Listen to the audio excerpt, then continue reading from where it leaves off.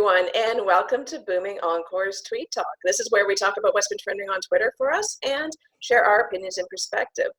My name is Susan Williams, and I'm the founder of Booming Encore, and today I'm delighted to be joined again by Mike Drack. Mike is the author of Victory Lap Retirement. Welcome back, Mike. Great to see you. Good morning, Susan. Mike, I thought we would start off with an article that we shared. Actually, it got quite a bit of traction and response, and it was published by the Boston Globe, and it was rather a sad statement of the current situation happening in healthcare, and specifically how age is now becoming, or potentially going to become, a factor in how they decide who gets life-saving equipment as it relates to the COVID-19 pandemic. And specifically, the term that they referred to the situation as being like a mythical ice flow. What are your thoughts on this? What did you think about that? Well, the article's 100% correct, because my wife has relatives in Italy, and we've been following the situation there quite closely. And because of the lack of medical supplies and ventilators, they've been making those tough decisions. So basically, if you're over the age of 80, good luck to you, because they're going to give a ventilator or the care to a younger person that has a higher odds of getting through this thing. We haven't seen that so much in the U.S. so far, but it could happen. They're going to be forced to make the same hard, tough decisions. Yeah, I was really challenged by this too, because part of me is like, one, I really hope that we don't, hit that situation where this does become choices, because it's truly a sad situation when anybody's life is, given up on, so to speak, because you just can't help them. And then I was kind of wondering, is this a form of ageism? But at the same time, like, what other choices are you going to base it on? And like you said, like, do you give the equipment to someone who has a higher likelihood of actually making it through than somebody else? All around, I just thought, wow, what a sad situation this potentially is going to become, and just all the more reason for us all to follow the health authorities' recommendations and stay home and stay safe, and let's try and kill this thing before we actually have to make some of those tough decisions. Well, what it also made me think about was the threat of having underlying conditions, no matter what your age is. It's going to weigh against you.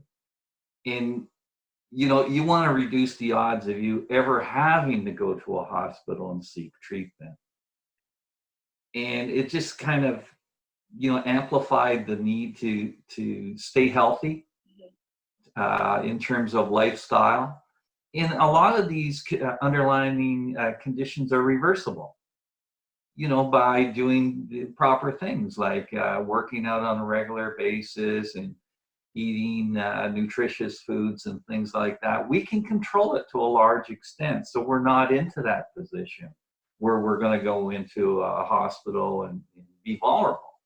Yeah. So that's an important eye-opener to me, is, you never want to be in a position where you're vulnerable like that, and we can control it to a large extent, and we have to start doing that. No, some excellent points, and I think out of all of this, there's going to be definitely some life lessons that hopefully we'll all learn as we go through this. So, like you said, some tough decisions, but hopefully, we will make it through. We won't have to force that many of these types of decisions, and at the end of this, we'll actually have learned something and be stronger as a result.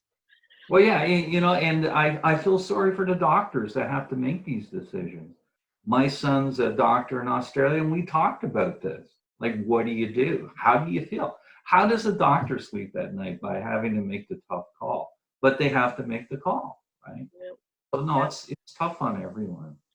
It is a tough situation. So let's think of some happier times. We also shared out a post on the power of nostalgia, and in the post we shared a TED talk on nostalgia and the fact that it actually can help you make you feel a little bit better, as long as you don't get too caught up in the past and keep recollecting all those thoughts of the good old days, but you're actually also able to enjoy today. So I thought it could be fun if maybe you and I shared a story that made us a little nostalgia and brought back some positive memories. So what did you think of? Okay, I thought back to a time when I was suffering from retirement syndrome. I was, retirement shock. I just got packaged off from my company, And I was at home and I was being miserable. Nothing made sense to me.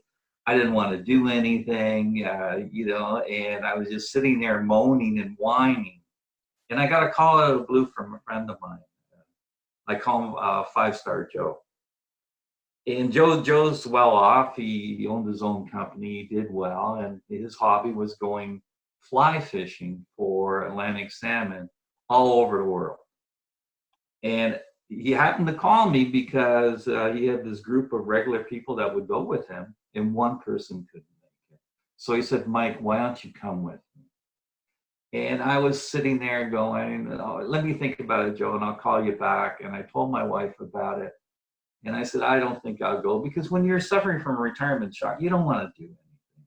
You just want to sit there and moan, like I said. But she said, no, you got to go with Joe, because Joe only goes to the best spots. And you're going to have a great time. You're going to have memories, and maybe it will pull you out of the funk that you're in. So even though I still didn't want to go, I said, you know what, maybe you're right. And I told Joe I would go, and I didn't even know where I was going. I didn't have a clue. I didn't pay attention. I didn't care. I was just going to go with Joe, and he was going to take me on this fishing trip.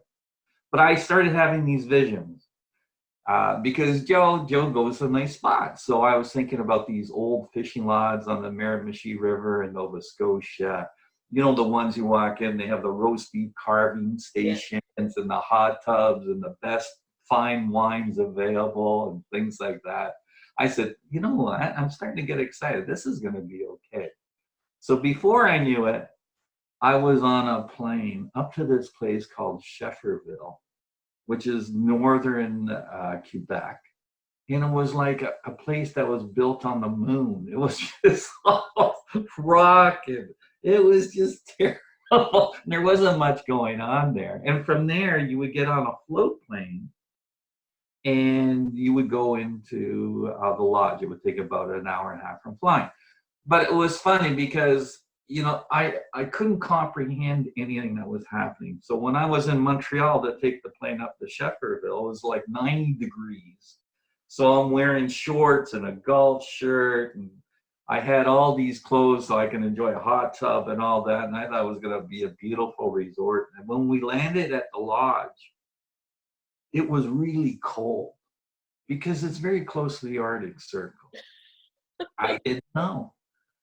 I got off the plane in my shorts, freezing. And I looked, and I asked the fishing guide that was there helping us get off the plane. I said, where's the lodge? And he goes, you're looking at it. And I said, that's shack? And he goes, yeah. And that's when the first black fly bit me. And it was all downhill from there. I think I cried myself to sleep that first night. And I couldn't even phone my wife and say, get me out of here, because there's no phones, there's no computers, nothing works up there. And at night I had to wear a wool hat and all my heavy clothes because the cold air is blowing in between the side of the trapper cabin we were in, between the logs, and it was so cold and I was so miserable. And for a couple of nights I cried. But then one day I started to feel better about things. I think you go into survival mode and you start looking around, you go, this isn't that bad. And I fell in love with the place, even though I didn't catch a fish that first trip. And I've been going back ever since. Oh, So I was thinking about it, it reminded me of that trip. And right now I'm sitting here going crazy because fishing season started and I can't go anywhere. Yeah. All I do is keep looking at my fishing flies here and dreaming about going back to the George River. But thinking about it, put a smile to my face because it changed my retirement around too, that trip. Yeah. Well, that's the thing with nostalgia. Like my story, do you remember going to drive-ins? Oh, yeah. Oh, I used to love drive-ins. Like as a kid, my parents would get us dressed up in our pajamas, we'd all bundle into the station wagon, we'd go to the drive-ins, and then the popcorn. And of course the popcorn. And then we go, do you remember we would go to the playground and we'd play with all the other kids? Yeah. And That then was as beautiful. yeah, and then as teenagers, we'd actually all load in and hide people, and we'd still go. And Oh, I mean, for it sure. was so much fun. Well, we were up at the cottage like many years ago when our kids were small, and we saw a drive-in, and we thought, oh my God, this would be great. So we went back to the cottage, put the kids in their pajamas, went off to the drive-in, and we got there, and we were noticing everybody was putting up some sort of screening in their car windows. And we didn't know what that was about. So anyways, I took the kids and I went over to the playground, and I was looking at the playground equipment and going, I don't know. I think it's still the stuff from the 1960s. And I wasn't sure if the kids' tetanus shots were up to date. Plus, the kids were feeling rather embarrassed because they were the only ones standing there in their pajamas. All the other kids were kind of staring at them. So we quickly went back to the car. Then the kids were in the back seat. They were started fighting because they couldn't see. And then fortunately the movie started. And then that's when the lights went on as to why people put screening in their windows. Because the mosquitoes started. Oh, I remember. And they I were like, remember. oh my God, they Oh, were massive. Like, so they then, wouldn't stop. oh, so the kids are now hitting each other and screaming because they're killing mosquitoes. So we thought, okay, we better put the windows up.